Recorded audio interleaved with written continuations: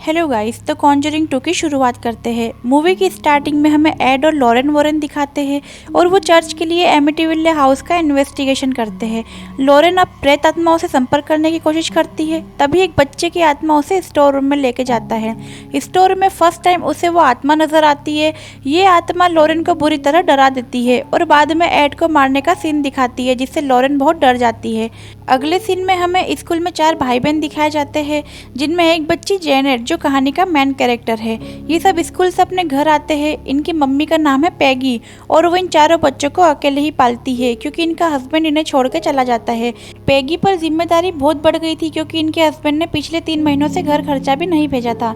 इस वजह से ये बहुत ज़्यादा परेशान रहने लगी थी, लेकिन पैगी फिर भी अपने बच्चों का पाल पोषण अच्छे से करती है।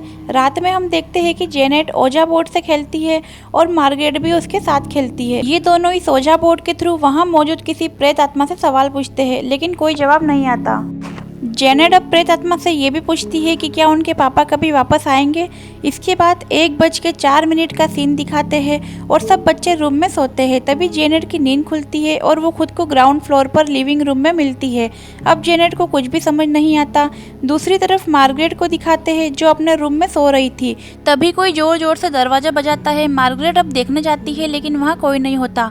तभी वहाँ जेनेट आती है और इसको लगता है कि जेनेट उसके साथ मस्ती कर रही है और इस बात को सीरियस नहीं लेती और वापस सो जाती है। इसके बाद हमें यूएस का सीन दिखाते हैं, जहाँ एड और लॉरेन वॉरेन टीवी शो पर एक डॉक्टर के साथ बातचीत करते हैं।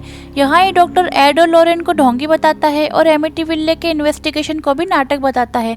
इस बात पर ये दोनों बहुत गुस्सा होते हैं और ये शो यहीं खत्म हो जाता है। अगले सीन में जेनेट और उसके भाई बिल्ली को दिखाते हैं। ये दोनों क्रॉक टॉय से खेलते हैं और बिल्ली साथ साथ बोलने की कोशिश करता है, क्योंकि वो सही से बोल नहीं पाता। आधी रात को जब ये सभी सो रहे थे, तभी बिल्ली की नींद खुलती है और वो पानी पीने के लिए किचन में जाता है। तभी बिल्ली की नज़र पानी पीते पीते झूलों पर जाती है। इनमें एक झूला ऐसा दिखाते हैं जैसे उस पर कोई बैठा हो। इधर जेनेट अंधेरे में किसी से बात करती है, जिससे मार्गरेट की नींद खुल जाती है। जेनेट बोलती है, हमारे घर को छोड़ दो, तुम कौन हो, और बिल्ली को भी अकेला छोड़ दो। फिर वो भारी आवाज़ में बोलती है, तुम सब मर जाओगे, बिल्ली भी मरेगा। मार्गरेट जेनेट को वापस बुला के सुला देती है और वो भी सो जाती है। फिर जेनेट मार्गरेट के बेड के पास आती है और जोर से चिल्लाती है और बोलती है, बिल्ली से दूर रहो, हमें अकेला छोड़ दो। और मार्गरेट जेनेट को इस बात पर डांट देती है। और तभी अंधेरे के कोने में से एक बूढ़े आदमी की आवाज़ आती है और बोलता है, मेरे घर को छोड़ दो, यहाँ से चले जाओ। मार्गरेट इस बात से डर जाती है और तभी लाइट चालू करती है, लेकिन तब वहाँ कोई नहीं होता। इधर बिल्ली पानी पी के ऊपर जाता है। तभी लिविंग रूम में रखे सोफे पर एक बूढ़ा आदमी बैठा होता है। रूम की तरफ जब बिल्ली आता है, तब वो टॉय उसके पैर से टकरा जाता है। तभी वो लात मार के उसे टेंट के अंदर भेज देता है। बिल्ली जब सोने जाता है, तो वो टॉय चल के बिल्ली के रूम के बाहर आ जाता है। बिल्ली उस टॉय को उठा के टेंट के अंदर रख देता है, लेकिन फिर कोई वापस बाहर भेज देता है। इस घटना से वो बहुत डर जाता है और अपनी माँ के पास जाता है और अपनी माँ को बताता है कि टेंट के अंदर कोई है। पैगी जब टेंट को चेक करती है, तब वहाँ कोई नहीं होता। तभी पैगी को नीचे से आवाज़ आती है। जब पैगी नीचे आती है, तो उसे जेनेट सोफे पर मिलती है। जेनेट पैगी को बताती है कि शायद वो नींद में चलते चलते वहाँ आ गई। जेनेट का शरीर बहुत गर्म रहता है, इसीलिए पैगी उसे कल स्कूल जाने से मना करती है। अगले दिन जेनेट घर में अकेली होती है और वो टीवी देखती है। तभी अचानक टीवी के चैनल चेंज होते हैं। जेनेट अपनी पसंद का चैनल लगा के रिमोट अपने पास रख लेती है, लेकिन चैनल फिर भी चेंज होते हैं। तभी जेनेट रिमोट ढूंढती है और उसे रिमोट नहीं मिलता। फिर जेनेट के पास पैगी का कॉल आता है। अपनी माँ से बात करते करते जेनेट देखती है कि रिमोट अपने आप दूसरे सोफे पर आ गया है।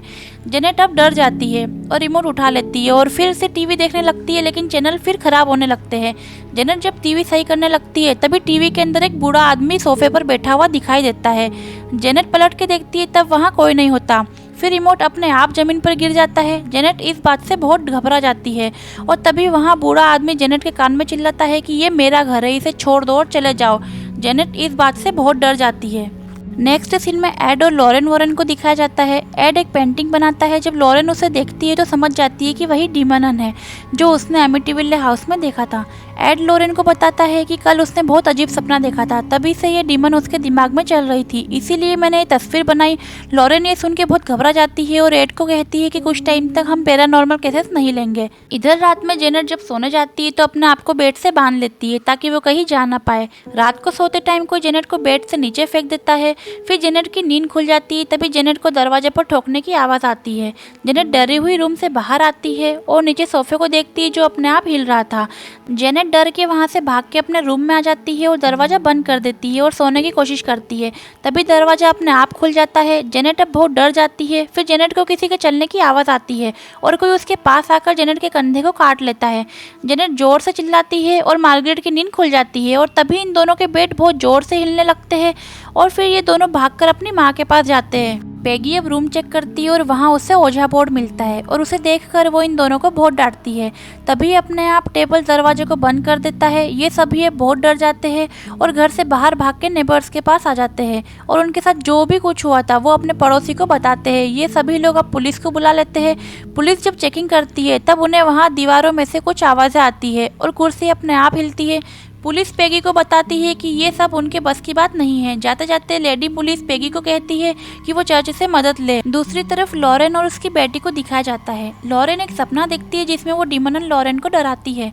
जब लॉरेन उससे पूछती है कि वो कौन है तभी वो अपने पेन से बाइबल के पेजेस को फाड़ती है और लॉरेन फिर पूछती है कि वो क्या चाहती है तो वो फिर एड को मारने का सीन दिखाती है। फिर लॉरेन इस बात से बहुत घबरा जाती है। तभी उसकी बेटी उसे होश में लाने की कोशिश करती है। इधर टीवी शो वाले पैगी को जेनेट और मार्गरेट के इंटरव्यू के लिए ऑफर करते हैं। इंटरव्यू के टाइम वहाँ एक एंकर सवाल करता है कि अगर कोई भूत यहाँ पर है तो वो हमसे कांटेक्ट करे। तभी वहाँ जेनेट की आवाज़ बदल जाती है। जेनेट एक बूढ़े आदमी की आवाज़ में बोलती है। वो बूढ़ा आदमी कहता है कि उसका नाम बिल है। पहले तो वो अंधा होने के बाद ब्रेन हेमरेज से उस कोने वाले सोफे पर मर गया था और वो ये भी कहता है कि उसे हॉटसन फैमिली की चीखें सुनना बहुत पसंद है।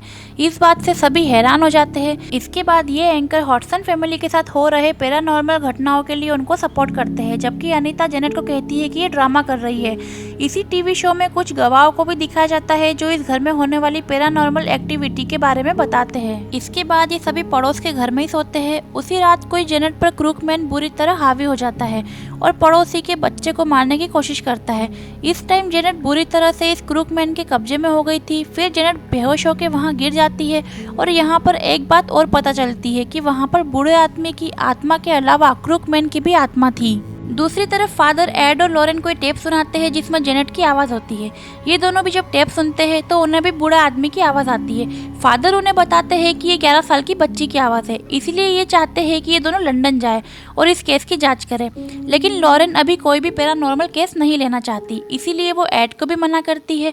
लॉरेन उसे बताती है कि जो शैतानी पेंटिंग तुमने बनाई थी वो शैतान असली में है और उसने उसे देखा भी है। लॉरेन बताती है कि मैंने इसे एमिटीविले हाउस और 7 साल पहले भी देखा था और इसी शैतान ने उसे एड के मारने का सीन दिखाया था। एड बोलता है कि उस फैमिली को हमारी मदद की ज़रूरत है, इसीलिए हमें मदद करनी पड़ेगी। लॉरेन भी अब समझती है और बात मान लेती है।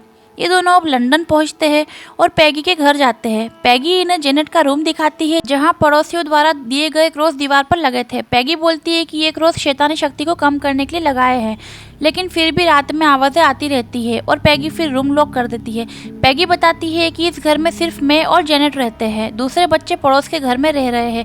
पैगी अब सोफे की चेयर दिखाती है जहां जेनेट आधी रात में बैठती है और इसी सोफे पर बिल की मौत हुई थी। इधर लॉरेन जेनेट से बात करती है। लॉरेन जेनेट को बताती है कि वो भी सुपरनैचुरल चीज़ें देख सकती है।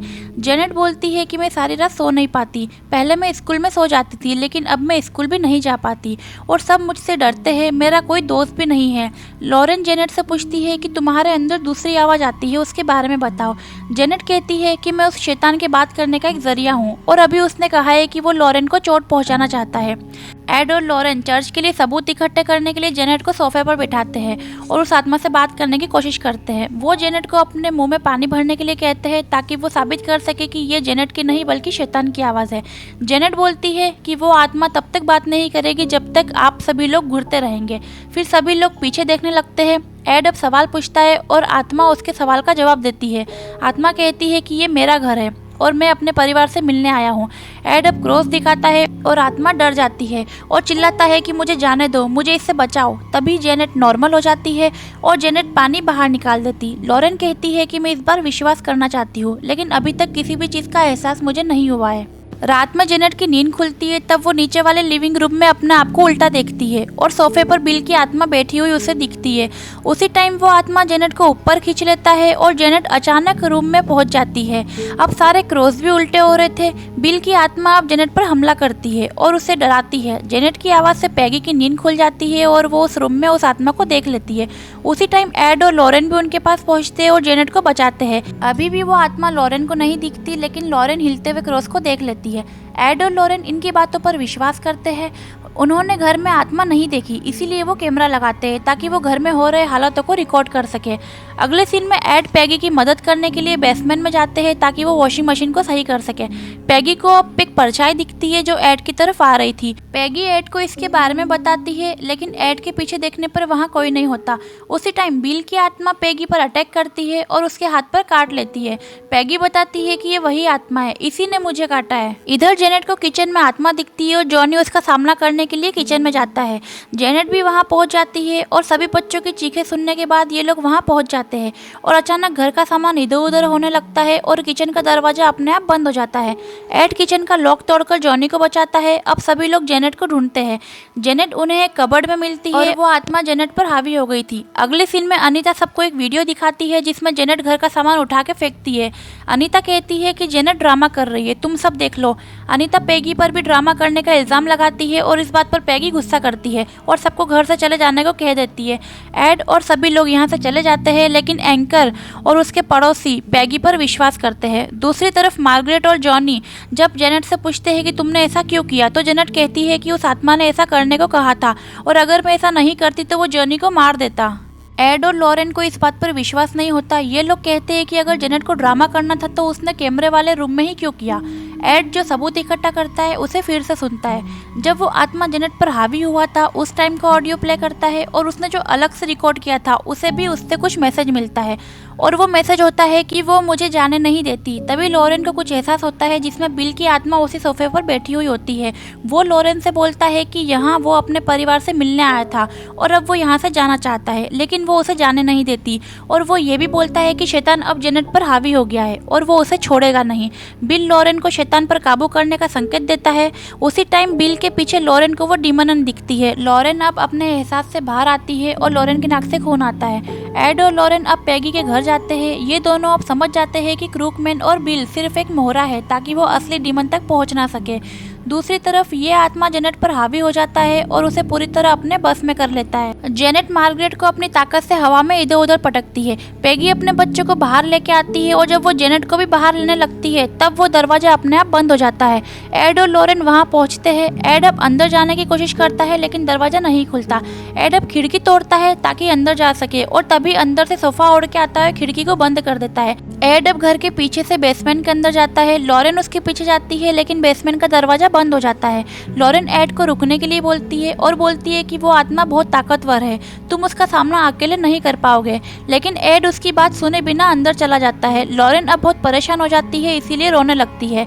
एड बेसमेंट के रास्ते को तोड़कर घर के अंदर जाने की कोशिश करता है और तभी एक पानी का पाइप चालू हो जाता है और पानी एड की आंखों पर आता है। पानी का प्रेशर बहुत तेज था, इसीलिए एड की आंखों में चोट लग जाती है और उसे सब कुछ ब्लर दिखाई देता है। तभी उसे एक सॉन्ग की आवाज़ आती है और वो उसे फॉलो करता है। एड जब आगे जाता है तो दीवार पर उसे एक आत्मा का हाथ दिखता है और क्रूकमैन भी एड को फॉलो करता है। एड अब उस रूम में पहुंचता है जहां टीवी में से आवाज़ आ रही थी। अब जेनेट की आवाज़ ऊपर से आती है और साथ ही एक आत्मा की आवाज़ भी आती है। एड अपने गले से क्रॉस निकालकर ईश्वर के नाम पर वहां से चले जाने का हुक्म देता है। इधर लॉरेन को याद आता है कि उस आत्मा ने लॉरेन को अपना नाम बताया था और शैतान का नाम लेकर उसे कमजोर किया जा सकता है और उस पर काबू भी पा सकते हैं। लॉरेन को याद आता है कि उसने उस डीमन एंड शैतान का नाम अपने बाइबल में लिखा था। लॉरेन अब बाइबल में उसका नाम देखती है, उसका नाम है वलेक।